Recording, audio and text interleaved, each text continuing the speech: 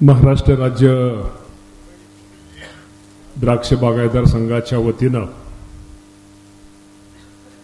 द्राक्ष परिसंवाद अंतर्गत वार्षिक अधिवेशन आणि या उद्घाटनाच्या कार्यक्रमासाठी उपस्थित असलेले आपल्या राज्याचे लोकप्रिय उपमुख्यमंत्री आणि शेतीमध्ये स्वतः अनेक प्रयोग करून एक चांगल्या प्रकारचे शेतकरी असणारे अजितदादा पवार साहेब, कार्यक्रमासाठी उपस्थित असलेले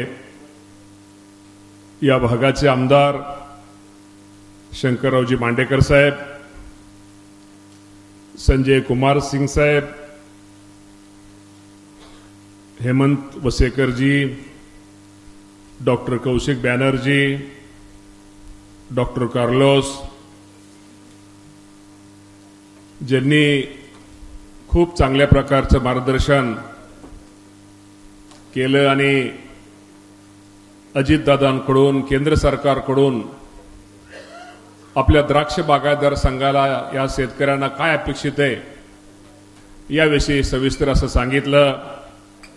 ते आपले द्राक्ष बागायतदार संघाचे कार्यक्षम अध्यक्ष कैलासरावजी भोसले, उपाध्यक्ष मारुती चव्हाण साहेब,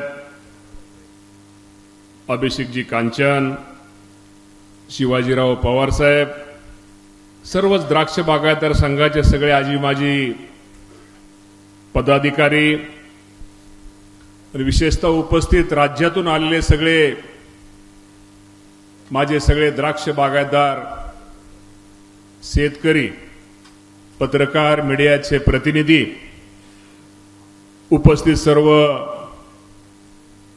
बंधू आणि भगिनींनो, मी खरं तर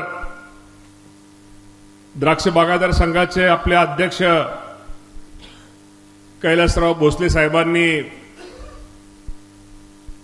द्राक्ष बागायतदार संघाच्या अडचणी काय आहेत आणि त्यांनी सक्सेस स्टोरी पण आपल्या सर्वांना त्याबरोबर सांगितल्या.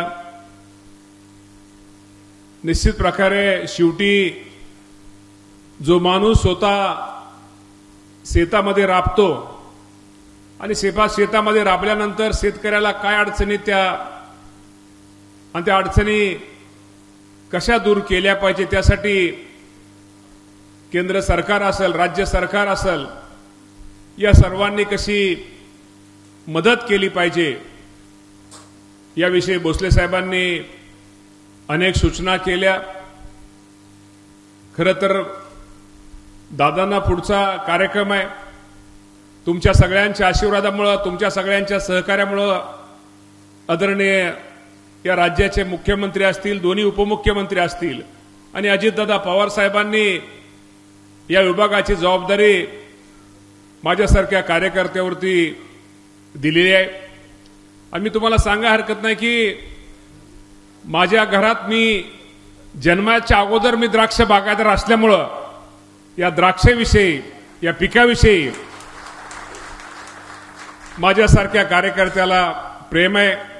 कारण का मी पहिला द्राक्ष बागायतदार आहे, नंतर मी या राज्याचा कृषी मंत्री आहे. त्यामुळे तुमचे प्रश्न तुम्ही म्हणण्यापेक्षा आपण एक कुटुंबातले आहोत आणि आपल्या बागायतदार द्राक्ष बागायतदार असणारे प्रश्न, असणाऱ्या अडचणी आणि आपल्या अध्यक्षांनी ज्या काही सूचना मांडल्या त्या सर्व सूचनेची नोंद घेतलेली आहे. मला अजूनही आठवतं की आम्ही लहानपणी द्राक्ष बागायतदार संघात मार्केट गुलटेकडीला आपण जिबलारी ॲस्टेट आपल्याला जे मिळायचं ते, आता मी बरेच दिवस नाही पण होतो ते तिथं लहानपणापासून मी तिथं जायचो. त्यामुळे द्राक्ष बागायतदार संघाच्या विषयी की निश्चित प्रकारे माझे वडील असतील, चुलते असतील, ही मंडळी जुनी सभासद असल्यामुळं निश्चित आपल्याविषयी एक आम्हा सर्वांना जिव्हाळा आहे. शेवटी शेतकऱ्यांचे निर्णय, शेतकऱ्यांचं हित, शेतकऱ्यांच्यासाठी काय केलं पाहिजे ह्याविषयी निश्चित प्रकारे माझ्यासारख्याला त्याची जाण आहे. आणि अजितदादा पवार साहेबांनी आणि आपल्या सगळ्यांच्या आशीर्वादामुळे मी निश्चित प्रकारे आपल्याला जबाबदारी टाकलेली आहे की राज्याच्या सर्वच शेतीमध्ये जो माझा शेतकरी जो पीक घेतो, ज्या फळबागा घेतो, त्याविषयी त्या शेतकऱ्याला निश्चित चांगले कुठलं काय केलं पाहिजे याविषयी निश्चित प्रकारे भविष्यामध्ये आम्ही सगळेजण एकत्रितरित्या चांगल्या प्रकारचा निर्णय शेतकऱ्याच्या हितासाठी निश्चित प्रकारे घेऊया। मी अधिक न बोलता, कारण आपल्या संघाची द्राक्ष बागायतदार संघाच्या बाबतीमध्ये खरं तर आपली वाटचाल, आपलं काम हे निश्चित प्रकारे चाललेलं आहे। खाली प्रदर्शन आपण सगळ्यांनी पाहिलं की आपण द्राक्षामध्ये किंवा जे पूर्वी आता एक नाविन्यपूर्व कुठेतरी प्रत्येकाने शेतामध्ये एक प्रयोग केले पाहिजे आणि त्याबरोबर निश्चित प्रकारे शेतामध्ये द्राक्षामध्ये एक चांगल्या प्रकारचं कसं उत्पादन घेऊन त्याचं मार्केटिंग त्याला कसं चांगलं मिळून एक चांगलं कसं माझ्या द्राक्ष बागायतदार शेतकऱ्याला उत्पन्न मिळेल यासाठी तुमचा आपला संघ तर काळजी घेतोय, पण राज्य सरकार म्हणून आम्ही सर्वजण तुमच्या द्राक्ष बागायतदार संघाच्या पाठीमागे राहू हा शब्द आपल्या सर्वांना देतो।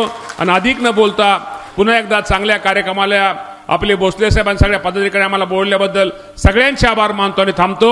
धन्यवाद। जय हिंद, जय महाराष्ट्र, जय किसान। एबीपी माझा, उघडा डोळे बघा नीट।